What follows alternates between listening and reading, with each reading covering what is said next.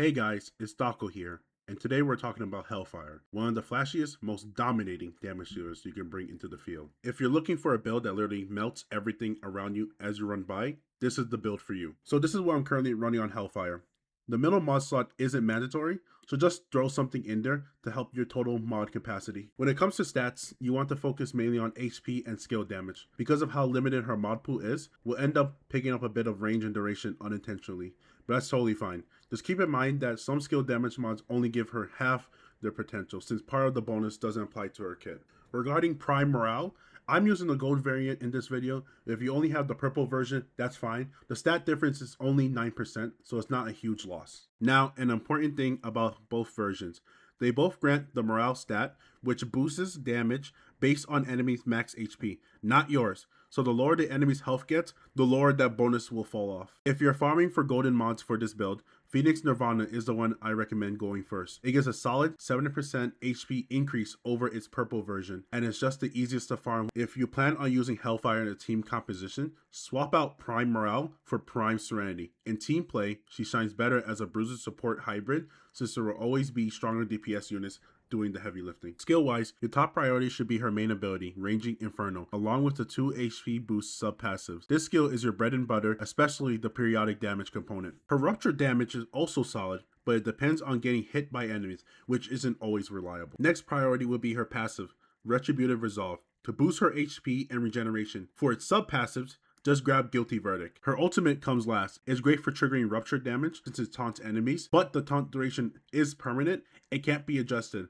On top of that, elite mobs ignore it, so it's mostly situational utility. Following this priority, and with the right mods, Raging Inferno should deal around 11k to 12k periodic damage, and a 15k to 21k rupture damage baseline. Do keep in mind that if you're dealing with higher level enemies, her damage will get reduced. However, if you're dealing with enemies that her element does well against, you'll see a huge damage increase. Now for weapons, and this might surprise some of you, it definitely surprised me, her best melee weapon isn't her signature Punitive Inferno, but rather Undying Onryo's. The reason being is because of the trigger effect. For Punitive Inferno, it increases the skill duration, which is not necessarily needed for HellFire or this build. But for Undying Onryo's, it increases the max HP by 8.6 for 15 seconds. This stat boost can also stack up to 10 times. For this weapon build, aim for at least 50% trigger probability. Because the whip form hits multiple enemies, stacking those HP bonuses is easy while also spreading her prile damage. As for range weapons, I recommend the X-Gretwell. It directly increases skill damage, which boosts HellFire's main ability even further. The exact build doesn't matter much, just having equipped makes a big difference. If you're deciding which one to invest dupes in, definitely do X-Gretwell first.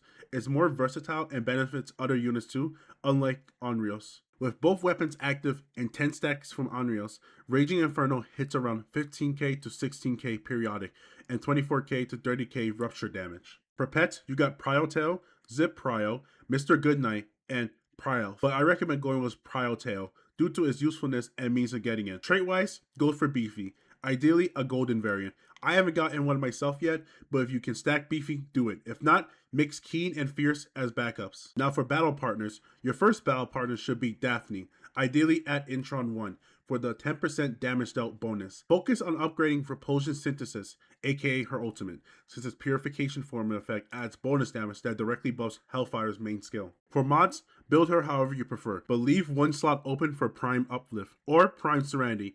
I'm using Uplift personally. With Daphne active, her ultimate pop, and full melee stacks, HellFire Raging Inferno should jump to around 19k to 20k periodic damage and 31k to 36k rupture damage. Your second partner can be Tebeth. If you don't have her yet, use whoever you want. I did try using Truffle and Filbert, but I couldn't get them to activate the buffs. But Tebeth's main ability boosts skill damage directly, which synergizes perfectly with HellFire. If you gave Daphne Serenity, give Tebeth Uplift, or vice versa. Other than that, just like Daphne, build her how you want. When both partners' buffs are active and your stacks are maxed out, you will be hitting it around 23k to 24k periodic and 36k to 45k rupture damage. Now, HellFire won't outdamage the absolute top tier nukers, but she shines in certain mission types. Specifically, she dominates in termination missions and expulsion missions, since most units need to stand still to use their skills, while HellFire can activate hers mid-air and keep moving as enemies die around her. You can also make an argument for exploration missions. She is perfect for brain off farm farming sessions where you just run around and everything dies in your wake. So yeah, that's HellFire in a nutshell for you. It's a great pick if you want a low effort grind, or if you just really like this kind of character.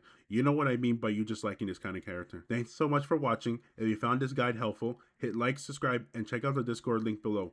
We hang out, share builds, and talk all things DNA. I also stream regularly, testing new character builds and grinding materials, so stop by anytime. I appreciate you all for watching, and I'll see you in the next build.